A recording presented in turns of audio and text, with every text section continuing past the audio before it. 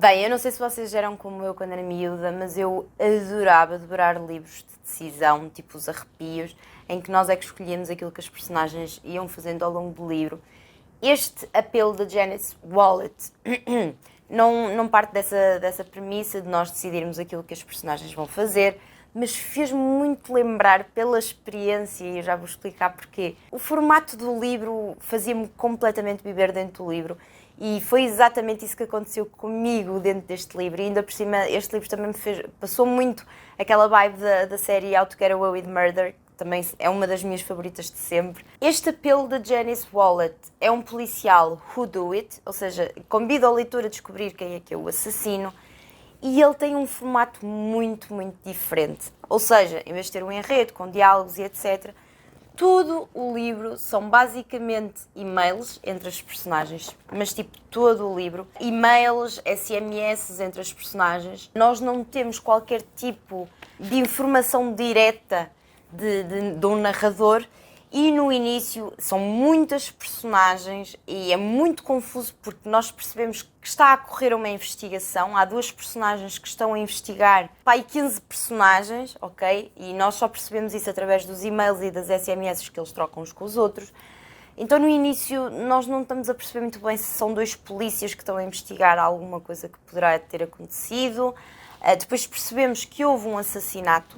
Nós somos convidados a descobrir quem é que foi assassinado e quem é que é o assassino. O enredo passa-se numa pacata cidade que é Lockwood, onde uma família com algum poderio financeiro e até alguma influência ali na cidade detém um grupo de teatro amador. E este grupo de personagens que nós vamos acompanhar pertencem todas a este grupo de teatro amador, estão a preparar uma peça que vai estrear, até que chegam mais duas personagens novas a esta cidade, que também entram para este grupo de teatro. Isto tudo acontece quando a netinha de 2 anos dos detentores do grupo de teatro é-lhe diagnosticado um cancro. Há a questão de haver a possibilidade dela fazer um tratamento inovador, só com um tratamento caríssimo, e então eles pedem ao grupo de teatro e fazem um apelo a toda a gente para um crowdfunding, de forma a conseguirem juntar dinheiro para o tratamento da miúda. Este é o contexto do livro. Obviamente que nós vamos percebendo isso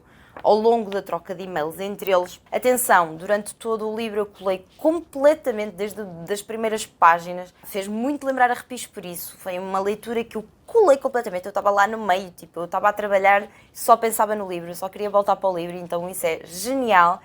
E muito disso diz respeito mesmo à estrutura do livro, eu percebi isso. Mas logo desde o início houve imensas coisas que para mim não fizeram grande sentido. Uma delas, o conteúdo dos e-mails.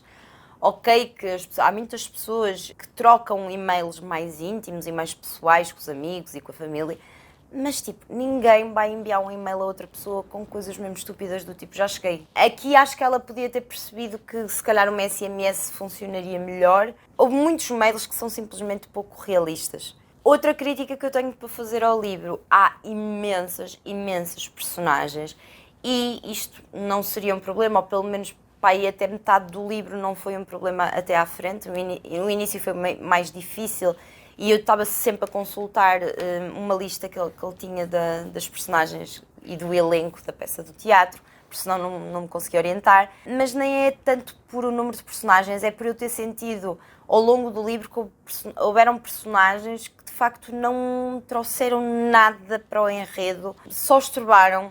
Não percebi muito bem como é que nem o editor, nem a autora se apercebeu que havia personagens que simplesmente nem sequer deviam ter existido, porque não acrescentavam absolutamente nada. Por outro lado, uma cena que eu adorei é o perceber o quão a natureza humana é engraçada, porque dependendo das relações que eles mantinham uns com os outros, e relações de poder e de interesses, eles mudavam completamente o tom dos e-mails, o que diziam, as mentiras.